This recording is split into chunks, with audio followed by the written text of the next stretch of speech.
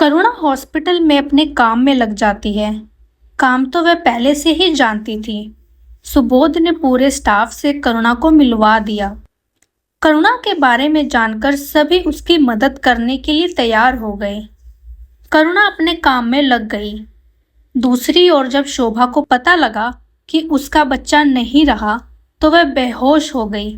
बहुत मुश्किल से उसे होश में लाया गया। होश में आने के बाद वह बहुत रोने लगी। शोभा ने नर्स से पूछा, जरा करुणा को भेज देना, वह दिखाई नहीं दी। नर्स ने बोला, जी वो तो आज हॉस्पिटल आई ही नहीं। ये सुनकर शोभा को कुछ समझ नहीं आया। इतनी बड़ी बात हो गई और करुणा का कुछ अता पता नहीं है। ऐसे कैसे हो सकता है? इस मुसीबत में मुझे अकेला छोड़कर वह कहाँ जा सकती है? शोभा ने तुरंत करण को फोन किया। करण, करुणा कहाँ है? शोभा की बात सुनकर करण घबरा गया, लेकिन अपने आप को संभालते हुए बोला, शोभा, करुणा घर पर होगी, तुम चिंता मत करो, तुम बस आराम करो, मैं देखता हूँ। शोभा को किसी तरह टालकर करण ने फिलहाल चैन की सांस ली। शोभा अपने बच्चे के बारे में सोचकर बहुत परेशान हो रही थी। करण उसके पास बैठा था। वह करण से लिपट कर रो रही थी। बार बार करुणा के बारे में पूछ रही थी, लेकिन करण के पास इसका सब का कोई जवाब नहीं था। शाम होने को आई थी। शोभा को पता था कि करुणा उसके लिए खाना बनाकर लाएगी। हर दिन वह उससे अपने हाथों से खाना खिलाती थी, लेकिन रात तक इंतजार करने के बाद भी करुणा नहीं आई तो शोभा को कुछ शक हुआ। शोभा ने वार्ड बॉय को घर भेजा करुणा को बुलाने के लिए, लेकिन उसने आकर बताया कि घर पर तो ताला लगा हुआ है। शोभा ने उसी वार्ड बॉय से करण को बुलाने के लिए कहा। करण के आने पर शोभा ने उससे पूछा, तुमने तो कहा था करुणा घर पर है, लेकिन वहां तो ताला लगा हुआ है। करण ने सफाई देते हुए कहा, हाँ शोभा, मैं दोपहर को घर गया था करुणा को देखने, लेकिन वहां के चौकीदार ने बताया कि करुणा कहीं चली गई है और चाबी उसे दे गई है। करण ने बहुत सफाई से झूठ बोल दिया। करण बोला, तुम चिंता मत करो, मैं पता करवाता हूँ कि वह कहाँ गई। शोभा बहुत परेशान और दुखी थी। एक तो उसके साथ इतना बड़ा हादसा हो गया और उसकी सहेली का कुछ पता नहीं चल रहा। वे रात भर सोचती रही। सुबह वह हॉस्पिटल से करण के साथ घर आ गई। घर में सब कुछ वैसे ही पड़ा था। वह करुणा के कमरे में गई। वहां उसने देखा कि करुणा का सामान नहीं था। सूटकेस से लेकर कपड़े तक सब गायब थे। इसका मतलब करुणा घर छोड़कर चली गई। शोभा ने करण से पूछा, करण सच सच बताओ, मेरे जाने के बाद इस घर में क्या हुआ था?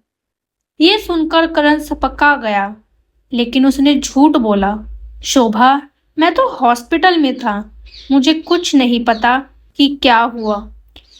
तुम्हें मुझ पर विश्वास नहीं है? शोभा सिर पकड़कर वहीं बेड पर बैठ गई। ना जाने करुणा किस हाल में होगी। कहीं जाना था तो मुझे बताकर तो जाती। उसे करुणा पर तरस भी आ रहा था और गुस्सा भी। इधर करुणा अब शाम को अपने फ्लैट पर पहुंची तो वह बहुत थक चुकी थी। उसका खाना बनाने का मन नहीं था। शोभा के घर में इतना काम करती रहती थी कि वह भी कभी नहीं थकती थी। शायद अकेलापन और उदासी के कारण वह बहुत कमजोर और थकी हुई महसूस कर रही थी। करुणा के पास कोई काम नहीं था। वह बस ऐसे ही बैल्कनी पर खड़ी हो गई। पुराने दिनों की यादों ने उसे फिर से सताना शुरू कर दिया। उसके माता पिता का चले जाना, उसके बाद शादी, उसके बाद शोभा के घर में रहना और आज यहाँ अकेले रहना। पता नहीं आगे और क्या होगा। तभी फोन की घंटी बजी। करुणा ने देखा सुबोध का फोन था। करुणा ने फोन उठाया। करुणा, गेट खोलो, मैं बाहर खड़ा हूँ। लगता है तुमने घंटी नहीं सुनी। ये सुनकर करुणा ने गेट खोला और बोली, माफ करना, बालकनी में थी, घंटे का पता ही नहीं लगा। सुबोध अंदर आते हुए बोला, खाना तो तुमने बनाया नहीं होगा, मुझे पता था, इसीलिए मैं खाना लाया हूँ, चलो मिलकर खाते हैं। वैसे तुम्हें मेरे आने से कोई परेशानी तो नहीं है? करुणा बोली, नहीं सुबोध, ऐसा कुछ नहीं है, और तुम बेकार में परेशान हुए, मैं कुछ ना कुछ बना लेती। सुबोध हंसते हुए बोला, तुम्हारा हाल भी बिल्कुल मेरे जैसा है। मैं भी अकेला रहता हूँ तो कभी बाहर से थोड़ा बहुत कुछ खा लेता हूँ, कभी बहुत मन करता है तभी खाना पकाता हूँ। मुझे पता था तुमने भी नहीं पकाया होगा, क्योंकि अकेले मन ही नहीं करता। सुबोध ने खाना टेबल पर रखा, करुणा ने खाना परोस दिया और दोनों खाने लगे। खाना खाने के बाद सुबोध ने कहा, करुणा, परसों तुम्हारी और मेरी दोनों की ड्यूटी नहीं है। एक काम करते हैं, दोनों मार्केट चलते हैं, जो कुछ भी ज़रूरी सामान हो खरीद लेंगे। कल तुम अपने ज़रूरत के सामान की लिस्ट बना लेना। करुणा ने हाँ में सिर हिलाया। कुछ देर बातें करने के बाद सुबोध अपने घर चला गया। करुणा को एहसास हुआ कि सुबोध कितना अच्छा इंसान है। मेरी वजह से इसकी नौकरी चली गई, फिर भी ये मेरी कितनी मदद कर रहा है। लेकिन अब किसी पर विश्वास करना उसके लिए असंभव हो चुका था। उसे हर आदमी में एक जानवर नजर आता था। इसी तरह समय बीतने लगा। सुबोध समय समय पर करुणा की मदद करता रहता था। करुणा भी अब अपनी पिछली जिंदगी भूलकर आगे बढ़ चुकी थी। वह सुबोध से बेझिझक किसी भी काम के लिए बोल देती थी और सुबोध उसके बताए हुए काम को बहुत अच्छे से करता था। करुणा धीरे धीरे ये भी भूल गई थी कि शोभा भी इसी शहर में रह रही है। करुणा को काम करते करते काफी समय हो गया था।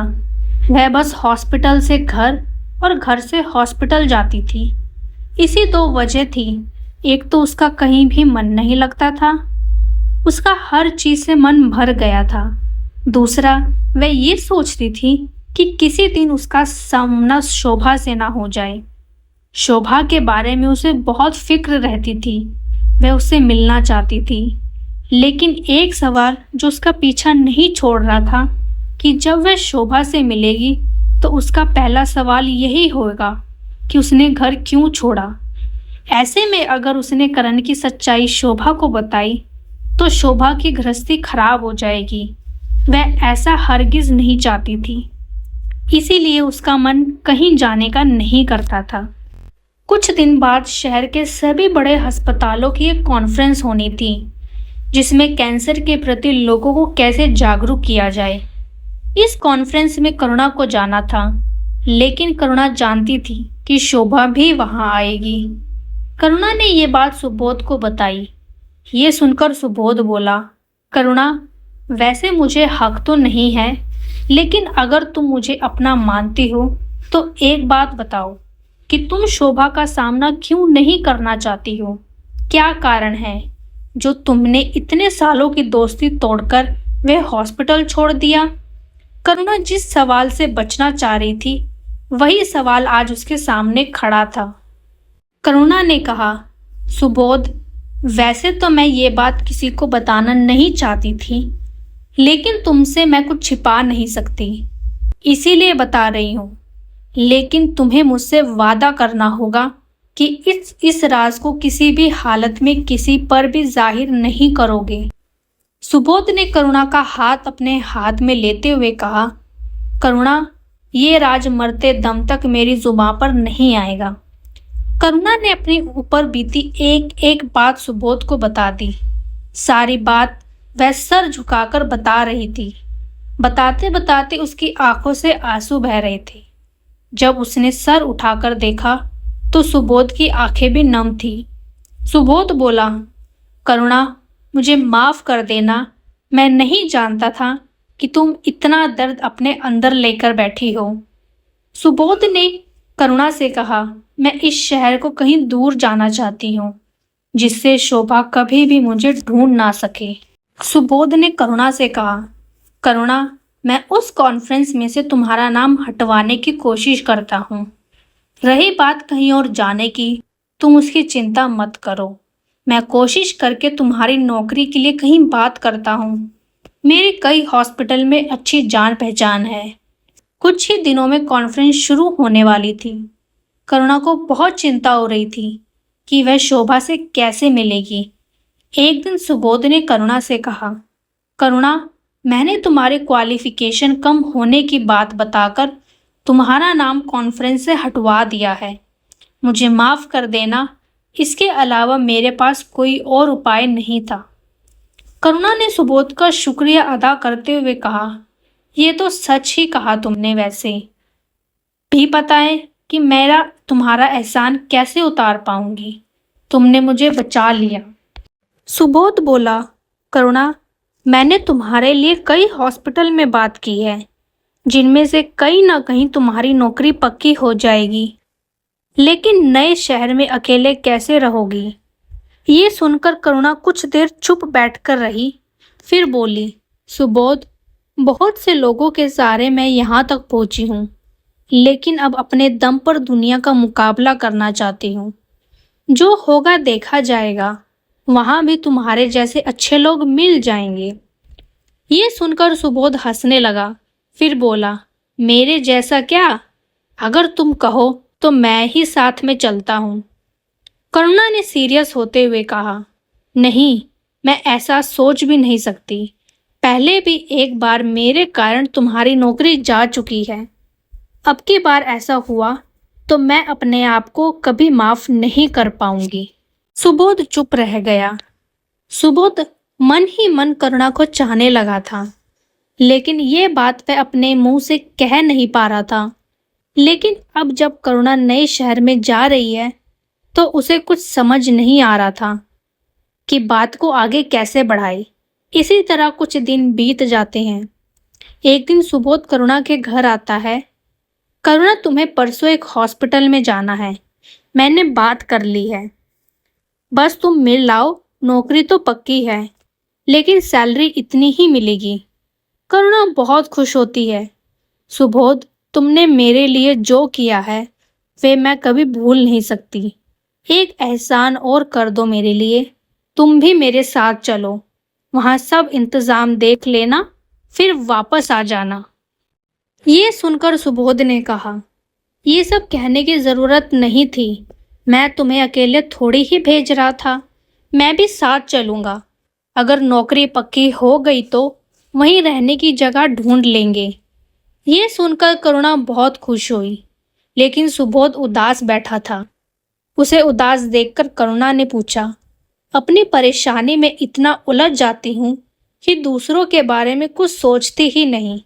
क्या बात है सुबोध, इतने उदास क्यों हूँ? कोई परेशानी है क्या?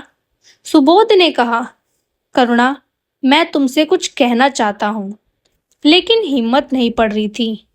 लेकिन अब नहीं कहा तो बहुत देर हो जाएगी। करुणा ने पूछा, क्या बात है सुबोध? बोलो, हमारे बीच में डर कहाँ से आ गया? मैंने अपने बारे में सब कुछ बता दिया है। तुम भी अपने मन में कुछ मत रखो। कहो, क्या कहना चाहते हो?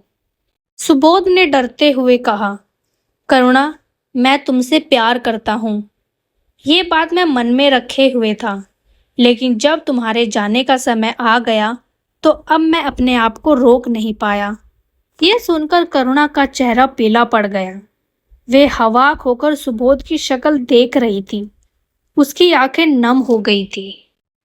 थैंक यू दोस्तों, ये छोटी सी कहानी सुनने के लिए। उम्मीद करती हूँ आपको ये कहानी ज़रूर पसंद आई होगी।